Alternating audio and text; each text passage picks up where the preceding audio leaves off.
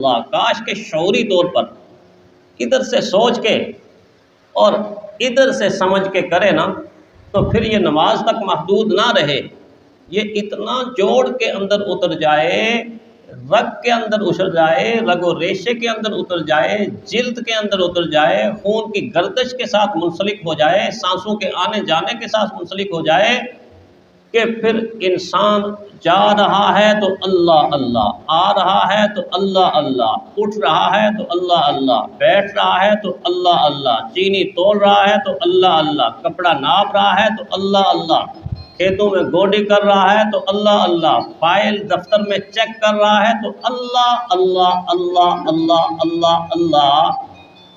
قرآن حکیم کہتا ہے کہ جب اللہ والے نیک لوگ ذکر کرتے ہیں تو ان کی جلد اور ان کے دل سارے کے سارے اللہ اللہ کہہ کے پکارو، ثم تلین جلودہم وقلوبہم الی ذکر اللہ۔ تو اس شعور کے ساتھ اگر اس لفظ کو دہرایا جائے خاص کر نماز میں، تو پھر یہ 5 نمازوں میں صرف رکعتوں کے اندر 446 مرتبہ انسان اس نام کو 446 مرتبہ اس نام کو دہراتا ہے، اتحیات کو چھوڑ کر۔ اتحیات میں تو پھر آگے پھر اللہ، درود شریف میں اللہ، اور درود شریف کے بعد جب نماز کا اہتمام ہوتا ہے، السلام علیکم ورحمۃ اللہ، السلام علیکم ورحمۃ اللہ، اللہ ہی کے نام سے شروع کی تھی نماز، اللہ ہی کے نام پہ ختم ہو رہی ہے، اللہ ہی اللہ تو ہے، اللہ ہی اللہ تو ہے۔ تو اس طرح اللہ تعالیٰ نے اپنے اسم مبارک کو اس انداز سے عبادت میں شامل کیا کہ یہ عبادت کے ساتھ ساتھ مومن کے رگ و ریشے میں، مومن کے رگ و ریشے میں اتر جائے، قلب و نظر میں اتر جائے، شعور و فکر میں اتر جائے، مومن کے جسم کے ایک ایک جز میں اتر جائے، جتنے پرزے مومن کی انسانی مشین کے ہیں ہر پرزہ پکار اٹھے اللہ اللہ اللہ اللہ۔ یہ مطلوب ہے دراصل اس اسم کے ذکر کرنے کا سورہ فاتحہ میں۔ ایک بات تو میں نے یہ عرض کی، دوسری بات یہ کہ کبھی سوچا بھی ہے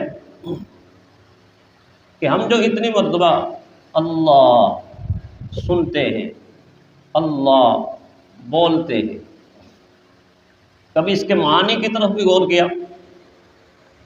اس کا مطلب کیا ہے؟ اس کا معنی کیا ہے؟ علماء نے جو اس کا معنی لکھا، فرمایا کہ ایسی ذات جس کی ہر صفت پر جب انسان غور کرنا شروع کر دے تو وہ غور انسان کو تعجب میں ڈال دے، حیرانی میں ڈال دے، اور اتنا تعجب اور اتنی حیرانی کہ عقل انسانی گھوم کر چکر لگا کر جو ہی آگے کو بڑھے تو حیرانی بڑھ جائے، آگے کو بڑھے تو تعجب بڑھ جائے، آگے کو بڑھے تو حیرت انگیزی بڑھ جائے۔ ایسی ذات کہ جس کے کمال اور صفت کو جو ہی دیکھا آگے جو ہی جائے انسان کہ اچھا یہ بھی ہے، اچھا یہ بھی ہے، اچھا یہ بھی ہے، اچھا یہ کہاں ختم ہوگا، اچھا یہ کیسے ہو گیا، کیوں کیسے اتنا انسان تعجب میں چلا جائے کہ اس کو یوں لگے کہ یا تو میں پاگل اور دیوانہ ہو جاؤں گا، یا یوں لگے کہ میں تو تھک گیا۔ اس سے آگے میرے عقل کی رسائی نہیں، میری سوچ کی رسائی نہیں، میری سمجھ کی رسائی نہیں۔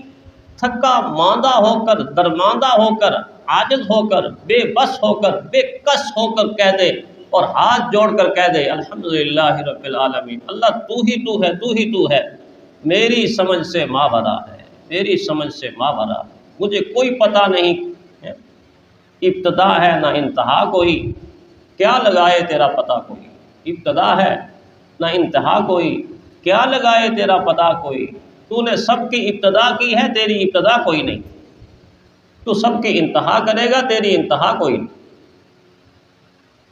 ایسی ذات کہ جس کے بارے میں انسان اگر سوچے تو انسان کی عقل حیرانی کی انتہا کو چھو جائے اور اس کو اس طرح پا نہ سکے کہ جس طرح پانے کا حق ہے، اس کو اس طرح جان نہ سکے کہ جس طرح اس کے جاننے کا حق ہے۔ اس کی حمد اور اس کی عبادت اس طرح نہ کر سکے کہ جس کی طرح اس کی عبادت کرنے کا حق ہے، اس کی عقل اور شعور اس کو جواب دے دے کہ نہیں تیرے بس کی بات نہیں، بس اس کے کرم کا ہی فیصلہ، اس کے احسان کا ہی فیصلہ۔ ایک معنی اس کا یہ، اور دوسرا معنی اس کا بڑا عجیب ہے۔ فرمایا ہاں اس طرف بھی ذہن جانا چاہیے، چیزوں پر غور، چیزوں پر فکر، چیزوں پر تحقیق، چیزوں پر تدبر۔ قرآن حکیم تو اس کی دعوت ہے، کرنا چاہیے کرنا چاہیے، اور جب کرے گا انسان تو پھر پتہ چلے گا سورج کیسے چڑھتا ہے، سورج کیسے غروب ہوتا ہے، سورج ہے کیا، یہ کیوں نہیں نیچے آتا، کیوں نہیں اوپر جاتا، کیوں نہیں دائیں جاتا، کیوں نہیں بائیں جاتا، یہ جل جل کے پک پک کے ختم کیوں نہیں ہوتا۔ میں نے سادہ سی مثال دی ہے، آپ ہر چیز کو جب لے کر بیٹھیں گے اور جب اس طرح سوچنا شروع کر دیں گے تو آپ کے اندر سے ضمیر کہے گا تیرے بس کی بات نہیں، تیرے بس کی بات نہیں، تو بس حیران ہوتا جا، تیرا تعجب بڑھتا جائے گا۔ اس طرح سوچنا چاہیے، اور اگر سوچتا مسلمان تو آج اس سطح پر نہ ہوتا، دنیا کے اعتبار سے بہت آگے گیا ہوتا، بہت آگے گیا ہوتا۔ دوسرا جو پہلو جس کا میں نے ذکر ابھی کرنے لگا تھا وہ یہ ہے کہ اللہ کا معنی، اللہ کی یعنی لفظ اللہ، اس میں اللہ کا معنی کیا ہے؟ فرمایا ان کائنات اس ذات کی اتنی فدائی اور شہدائی بن جائے، اتنی اس ذات کی محبت دل کے اندر آ جائے، اتنی محبت، اتنی محبت، اتنی محبت کہ اس کی محبت میں محبت کرنے والا پاگل، دیوانہ، پروانہ، فرزانہ بن کے پھر بے بسی کے عالم میں اور بے خودی کے عالم میں اس کی ذات کا طواف کرنا شروع کر دے، گھومنا شروع کر دے، گھومنا شروع کر دے، گھومنا شروع کر دے، جس طرح شمع کے قریب پروانے گھومتے ہیں، اسی طرح اللہ کے بڑے گھر بیت اللہ کے ارد گرد اللہ کے بندے گھومتے ہیں۔ دیکھتا نہیں کس طرح پاگلوں کی طرح، دیوانوں کی طرح اور مستانوں کی طرح ایسے گھومتے ہیں، ایسے یوں گھوم رہا ہے۔ اگرچہ یہ اللہ کا گھر ہے، طواف تو اس کا ہے، لیکن حقیقی طواف یوں ہے کہ جیسے انسان اللہ کے گھر کا طواف نہیں کر رہا، اللہ کی ذات کا طواف کر رہا ہے، اللہ کی ذات کا طواف کر رہا ہے، دعائیں پڑھ رہا ہے، اللہ سے مانگ رہا ہے، خوش ہو رہا ہے، دل کے اندر ایک سمندر ہے، رحمت کا سمندر، ایمان کا بحر بے کرام، معرفت کا سمندر، محبت کا سمندر، جس کی موجیں اٹھ اٹھ کے اوپر کو جا رہی ہیں، اوپر کو جا رہی ہیں۔ انسان اس جذبے کو لفظوں حرفوں میں بیان نہیں کر سکتا کہ جو بیت اللہ کے دیکھنے سے یا بیت اللہ کے گرد گھومنے سے مومن کے دل کے اندر پیدا ہوتا ہے، وہ جذبہ بے مثل بے مثال ہے، ناقابل بیان۔ تو ایک معنی یہ ہوا کہ اللہ کی ذات پر اتنا انسان اپنے آپ کو فدا کر دے کہ اس کا دیوانہ پروانہ مستانہ بن کر گھومتا جائے، حتیٰ کہ گھومتے گھومتے گھومتے گھومتے اپنی ذات سے بے خبر ہو جائے، اللہ کی ذات سے باخبر ہو جائے۔ اپنی ذات کی نفی تو ہے نا، یہی تو بنیاد ہے۔ جب تک اپنی ذات کی نفی نہیں کرے گا، پوری کائنات کی نفی کرنے کے باوجود مومن ایمان کے لحاظ سے کامل نہیں بن سکتا۔ نفی کرتے ہیں نا، سورج خدا نہیں ہے، چاند خدا نہیں ہے، ستارے خدا نہیں ہیں، آسمان خدا نہیں ہے، یہ آگ خدا نہیں ہے، یہ دیوتا خدا نہیں ہے، فلاں بت خدا نہیں ہے، اس طرح کی نفی کرتے ہیں۔ یہ سارے خدا نہیں ہیں، اس میں کوئی شک نہیں ہے۔ لیکن آگے سے مخلوق یہ بھی مجھ سے اور آپ سے سوال کرتی ہے کہ ہم نے خدا ہونے کا دعویٰ کب کیا؟ ہم نے خدا ہونے کا دعویٰ کب کیا؟ سورج نے تو خدا ہونے کا دعویٰ نہیں کیا، چاند نے تو خدا ہونے کا دعویٰ نہیں کیا، ستاروں نے خدا ہونے کا دعویٰ نہیں کیا، آسمانوں نے خدا ہونے کا دعویٰ نہیں کیا، اچھلتی اور ابھرتی ہوئی آگ نے خدا ہونے کا دعویٰ نہیں کیا۔ دعویٰ کیا ہے تو انسان نے کیا، دعویٰ کیا ہے تو انسان نے کیا ہے۔ اس لیے تقاضا مخلوق یہ کہتی ہے کہ اگر ہماری نفی کرتے ہو اور کرتے رہو، ضرور کرو، واقعی ہم خدا نہیں ہیں، حاجت روا نہیں ہیں، مشکل کشا نہیں ہیں، کرتا درتا نہیں ہیں، نفع نقصان کے مالک نہیں ہیں، عزت ذلت کے مالک نہیں ہیں۔ ٹھیک ہے ہم نہیں ہیں، لیکن تم اپنی طرف انگلی کر کے کہو میں بھی نہیں، تب جا کے بات بنے گی۔ میں بھی نہیں ہوں، اپنی نفی کرنی ہے، ضرور کرنی۔ تو اس اعتبار سے اللہ کی محبت میں اتنا آگے چلا جائے کہ ساری کی ساری چیزوں سے بے خبر ہو جائے اور اپنے اللہ کی ذات سے باخبر ہو جائے، اپنے اللہ کی ذات سے باخبر ہو جائے۔ اس موقع پر وہ مجذوب کے جملے مجھے بڑے یاد آتے ہیں، یاد میں تیری سب کو بلا دوں، کوئی نہ مجھ کو یاد نہیں۔ مجذوب ہی ہے واقعی اللہ ان کی قبر پر کروڑوں رحمتیں نازل فرمائے. اللہ تعالیٰ سے کہتے ہیں یاد میں تیری سب کو بلا دوں، کوئی نہ مجھ کو یاد رہے، کوئی نہ مجھ کو یاد رہے، تجھ پر سب گھر بار لٹا دوں، خانہ دل آباد رہے. تجھ پر سب گھر بار لٹا دوں، خانہ دل آباد رہے. سب خوشیوں کو آگ لگا دوں، غم سے تیرے دل شاد رہے. سب خوشیوں کو آگ لگا دوں، دنیا کی خوشیاں کیا خوشیاں ہیں، سب خوشیوں کو آگ لگا دوں، غم سے تیرے دل شاد رہے.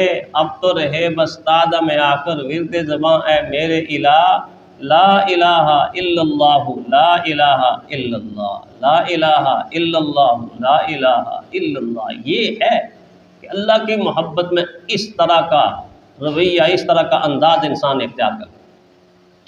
اور پھر جب اس کی صفات پر انسان غور کرے تو واقعی انسان اس نتیجے پر پہنچا کیسے ہوتا ہے، کس طرح ہوتا ہے، کیسے ہوتا ہے، کس طرح. دیکھیں نا، ایک ماں اپنے 5 بچوں کی بیک وقت کی آواز صحیح طرح نہ سن سکتی ہے، نہ سمجھ سکتی ہے، نہ ان کی ضروریات کو بیک وقت پورا کر سکتی.